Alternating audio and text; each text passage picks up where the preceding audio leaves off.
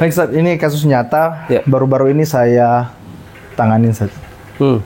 Jadi ada pasangan suami istri, 24 tahun atau 22 tahun gitu. Kita katakanlah 24 tahun.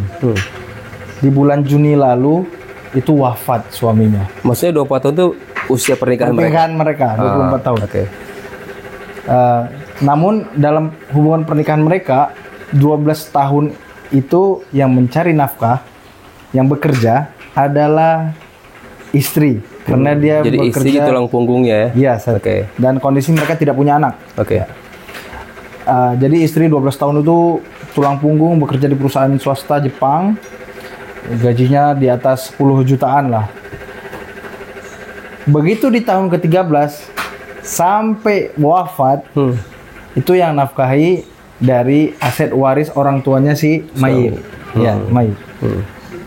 Nah, kemudian Juni kemarin suaminya wafat. Wafat. Itu bagaimana? Karena aku pasti ada hutang nafkah kan di situ. Itu bagaimana, Set? Kalau kondisi seperti itu. Barakallahu fikum. Iya, memang kewajiban itu tidak akan lepas dengan keadaan ya. Walaupun suami tidak mampu menafkahi, bukan berarti nafkah itu gugur. Masih tetap kewajiban tadi nggak gugur, walaupun keadaan suami tidak mampu. Kan semampunya. Oke. La yukallifullahu nafsan illa ma ataha, gitu kan ya. Tapi kalau misalkan selama 12 tahun pertama itu istri yang menanggung semuanya, itu bisa dihitung hutang. Hutang. Ya, tetapi jika istrinya merelakan itu sebuah kebaikan, ya berarti kebaikan istri untuk suaminya.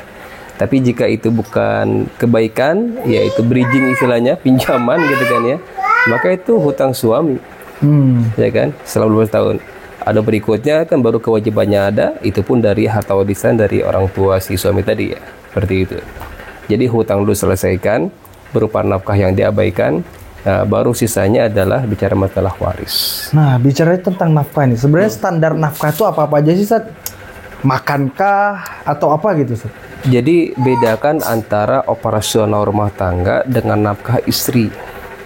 Kalau makan, minum, uang sekolah, ya apalagi uang wifi, apalagi bukan, itu baru operasional rumah tangga itu.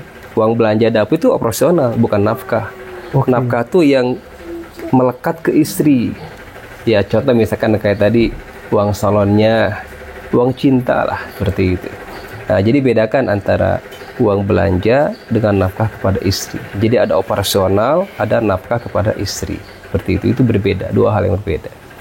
Ya jangan sampai para suami ini kebanyakan beroperasional nih, belum kepada nafkah kepada istri. Itu sangat umum sekali, Ustaz. Iya, umum sekali. Karena merasa misalnya 5 juta udah semuanya gitu. Ya, harus dikelirkan itu berapa untuk operasional rumah tangganya, berapa untuk nafkah istrinya, seperti itu. Tapi kalau misalnya ada pasangan suami istri, Ustaz, misalnya aku kasih 5 juta semuanya gitu.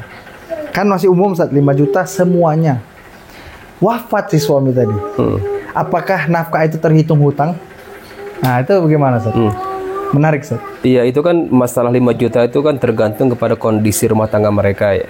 Kalau misalkan rumah tangga mereka itu operasional hanya habis per bulannya taruh 3 juta. Berarti sih save 2 juta dong per bulannya. Nah, itu nafkah dia. Berarti dia nggak ada hutang sama sekali. Tapi kalau seandainya bulanannya itu operasional 5 juta, bahkan lebih dari 5 juta, kadang isi nombokin, berarti belum nafkah dong. Seperti itu. Kalau alam bisawab. Jadi setiap rumah tangga pasti berbeda kebutuhannya. Masya Allah. Ya, terutama kebutuhan pokok. Dari mana mereka tinggal. Ini penting ya teman-teman. Apalagi pasangan baru nih. Perhatikan nafkah terhadap istri. Bedakan nafkah istri dengan operasional. Barakallahu fikum.